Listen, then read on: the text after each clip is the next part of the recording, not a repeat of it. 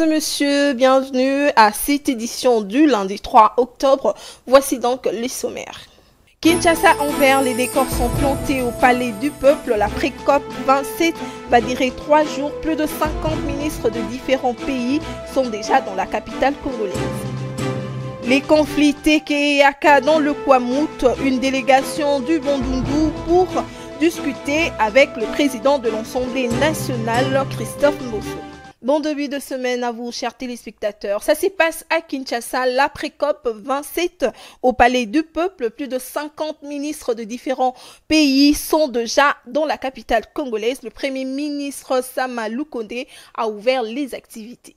La vice-premier ministre, ministre de l'Environnement et du Développement durable, Eve Bazaïba, attend de la pré-COP un moyen pour nouer le partenariat permettant la garantie d'une stabilité climatique. Le Premier ministre congolais Sama Lukonde a ouvert les assises ce lundi 3 octobre au Palais du Peuple. Le chef de l'État Félix-Antoine Tshisekedi veut voir son pays étant la solution à cette équation.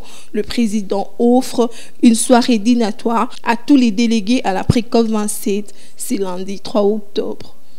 La crise à Kwamout est la raison des discussions entre l'honorable Christophe Mbosso et une délégation de l'espace du Bandundu sur le conflit de communauté Teke et Yaka dans le Bandundu ce lundi au bureau du président de l'Assemblée nationale. N'apprécie remerciement mingi et pas le président de la République. Le président de Béli Sousso, le président de l'Assemblée nationale.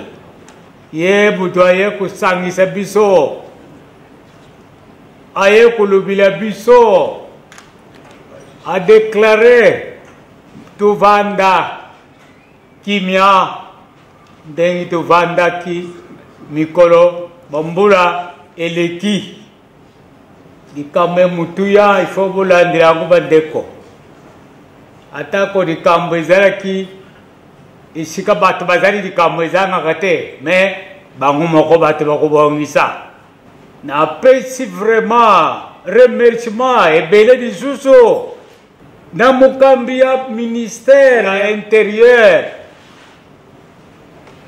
sécurité décentralisation et affaires coutumières.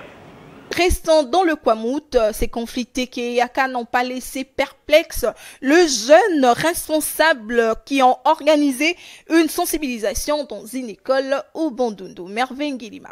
Les territoires des Kwamout en province de Mai-Ndombe continuent d'enregistrer le pénible affrontement communautaire entre Teke et Yaka. Ces conflits datent depuis le début du 10e semestre 2022, dont les personnes armées se déclarent membres de ces tribus en s'affrontant mutuellement à cause d'un conflit territorial qui date de longtemps. Certains membres de la communauté Teke accusent les Yaka de refuser de payer la redevance coutumière depuis quelques mois. Ces mésattentes ont pour cause l'incendie, le mort d'hommes et de bétail, la perturbation du calendrier scolaire et autres. Plusieurs tentatives ou pistes de solutions n'ont pas toujours éradié les problèmes. Ce week-end dernier, l'association de jeunes responsables a organisé une séance de plus de 1500 élèves du collège Kivuvu dans la commune de Mayoyo à Bandundu, but de sensibiliser les participants contre la haine tribale et leur interpella de s'accepter entre compatriotes et à se conformer à la constitution du pays, soulignant dans ses articles 30 et 66 tout Congolais est libre d'habiter sur n'importe quel sol congolais. Le coordonnateur de l'AJR, Prosper Gata Matambo, appelle ce jeune à s'aimer et à s'accepter pour éviter tant de morts et tant de manifestations de la haine, dit-il.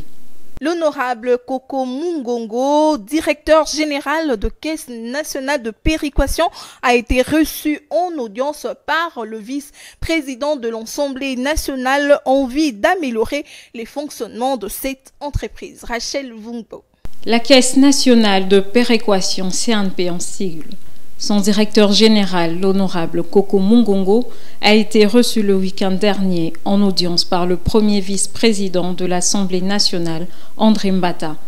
Le directeur général de la CNP invite les députés, les représentants des provinces et des entités territoriales décentralisées à veiller au respect de la rétrocession des 10% de la CNP. Nous sommes venus présenter les civilités. C'est depuis vendredi que nous avons fait la remise et reprise de la Caisse nationale de péréquation. Et nous nous sommes dit que c'est ici que se cuisinent les lois, n'est-ce pas, de la Constitution. Les 10% qui doivent être respectés et remises directement à la Caisse nationale de péréquation, évidemment c'est ici que nous devons le réclamer. Pour que la Constitution soit respectée, on s'est dit qu'il est important qu'on vienne voir le premier vice-président de l'Assemblée. Juste après lui, nous allons rencontrer le président de l'Assemblée. C'est ici que les députés, représentants des provinces et des ETD, qui voudront faire leur campagne à travers ces 10%, le respect de ces 10%. Donc il était très important qu'on vienne pour présenter nos civilités. Bon, vous savez, moi-même j'ai été député, donc nous avons travaillé ensemble. Et étant donné que nous avions lutté pour cela depuis bon temps, depuis le début de cette législature, et il a dit que vous devez comprendre que depuis 2006, c'est seulement aujourd'hui qu'on veut faire fonctionner cette caisse. Donc c'est à nous de prendre nos responsabilités, de comprendre le pourquoi. Donc il nous a encouragés et il nous a promis d'être derrière nous et d'être derrière l'ECOFIN aussi pour pousser l'ECOFIN à faire respecter cette loi. Le professeur André Mbata a encouragé la nouvelle équipe et promis d'être derrière l'ECOFIN en vue d'aider au respect de cette loi. Le week-end dernier, l'association de Congolais progressistes ACP du gouverneur Jean-Tini Ngobila Mbaka s'est installée dans le Congo central, précisément dans la ville de Matadi. Désormais, ils ont un nouveau président fédéral de cette district. Il est arrivé le vendredi dans la province du Congo central. L'autorité morale de l'Alliance de Congolais progressistes, Jean-Tini Ngobila Mbaka, avec un accueil digne d'un chef. La ville de Matadi s'est appropriée l'ACP, la foule présente dit tout. Le samedi 1er octobre, les après-midi, le stade d'Oumar a été revivifié par l'entrée triomphale du gouverneur. Effigie, banderole, châle, cris, slogan, la CP a encore gagné son implantation dans le Congo central. CP, tozali tambola sima ya tata Bokondi Ekulu. Oyo tobengaka Fachi Beton. Voilà yende président na biso. Soki bolingi Fachi Beton ko tuta makolo. Allez, tuta makolo. Tuta makolo. Tuta makolo. Voilà Fachi Beton.